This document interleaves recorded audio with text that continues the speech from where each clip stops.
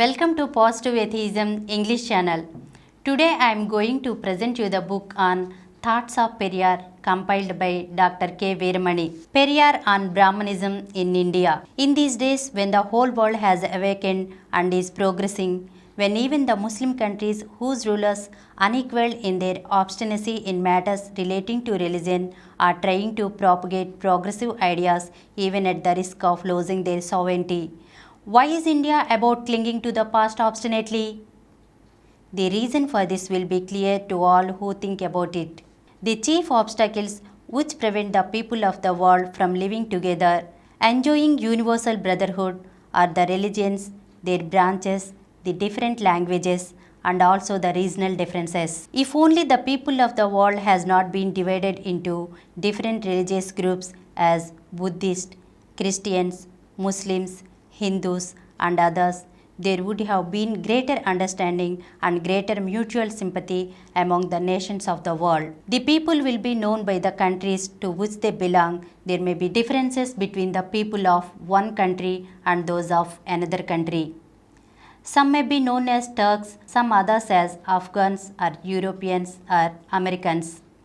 This kind of division will not divide them emotionally, making one group indifferent to the welfare of the others and developing hatred for one another. In some religions like Christianity, though there are some branches, the followers are all united.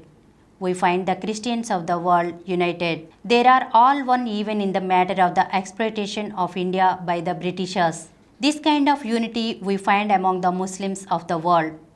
The different groups of Hindus feel the need to present a united front when they have to oppose Christians, Muslims, or other religious groups.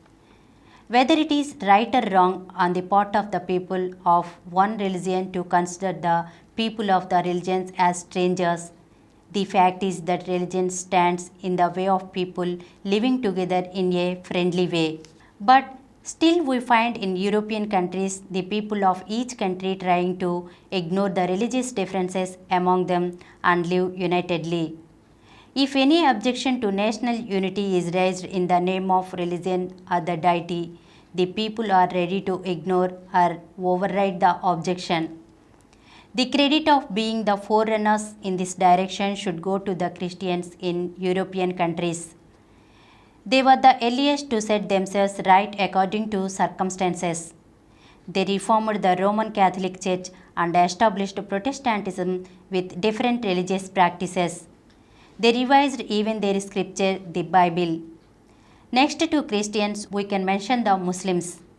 Though in Islam there are no caste distinctions of the high and the low as they are found in Hinduism, Islam had been imposing many religious restrictions of the people. Now Muslims are relaxing some of the restrictions and a few Muslims have boldly changed the religious practices and are coming forward to support the revolutionary and heroic rulers like Amir and Bacha.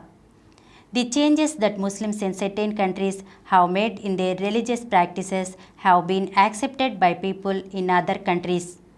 But we cannot say that any religion is free from troubles caused by the priests. At least a little trouble will be caused by them. Thank you.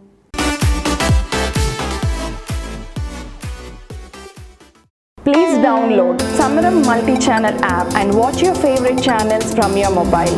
App available on Google Play Store and subscribe to the channels. For more videos, please subscribe to this channel Positive Atheism and activate the bell icon.